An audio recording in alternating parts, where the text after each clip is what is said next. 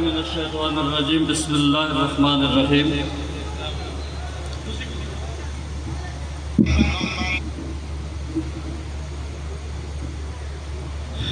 ما کان محمد ابا احد من رجالکم ولکن رسول اللہ وخاتم النبیین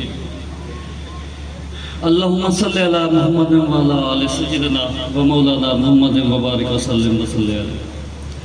سب سے پہلے تو میں اتنے بڑے پروگرام کے منعقد کرنے پر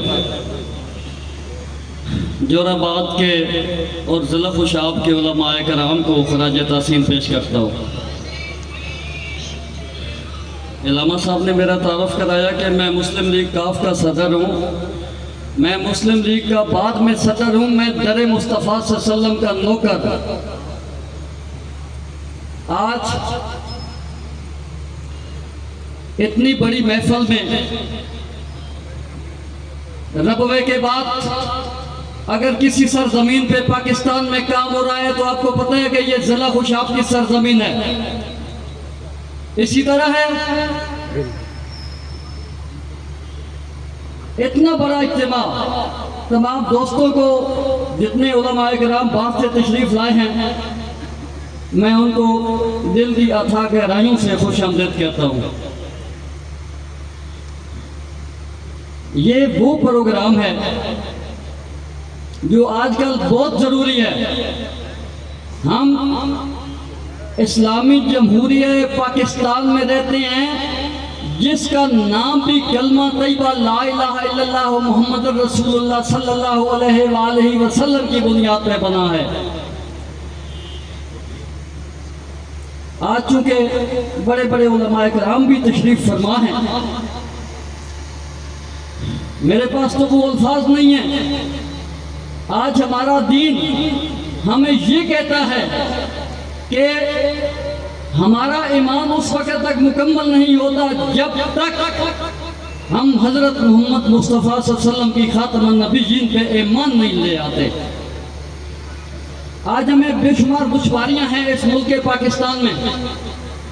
قادیانی نے سر اٹھا کے جینا شروع کر دیا ہے اس سرزمین جوراباد میں، ضلع خوشاب میں، لیکن ہمیں اپنے آقا کریم صلی اللہ علیہ وسلم کی ختم نبوت کا دفاع کرنا ہوگا۔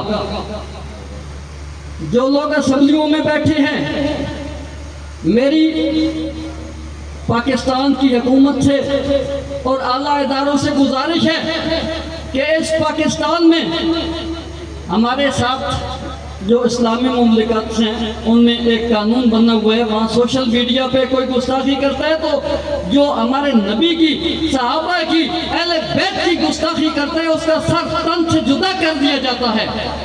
لیکن میں حیران ہوں اس ملک میں، اس پاکستان میں گستاخ رسول کا سر تن سے جدا نہیں کیا جاتا۔ سوشل میڈیا ہماری کمزور ہے۔ ہماری میڈیا ایک سیاستدان کو اوپر لے جانے کے لیے تو سارا تحرک کرتی ہے، لیکن میرے خاتم النبیین کے خلاف جو گستاخی کرتی ہے، جو سوشل میڈیا پہ گستاخ مواد پھینکتے ہیں ان کے خلاف کام نہیں کرتے تو ہم آواز بلند نہیں کرتے۔ دوستو اب وقت آ گیا ہے، ہمیں اٹھنا ہوگا، ہمیں خاتم النبیین کی تحفظ اور ناموس کا دفاع کرنا ہوگا۔ ہمارے پاکستان میں، ہمارے آئین میں وہ آئین ہونا چاہیے کہ حضور کا گستاخ بھی سر تن سے جدا ہونا چاہیے، صحابہ کرام کی گستاخی کرنے والے کا بھی سر تن سے جدا ہونا چاہیے، اور اہل بیت کی گستاخی کرنے والے کا بھی سر تن سے جدا ہونا چاہیے۔ میرے دوستو، میرے پاس تو یہی تبلیغ ہے، یہی میرا مشن ہے، انشاءاللہ قائم رہے گا، رہتی دنیا یاد رکھے گی۔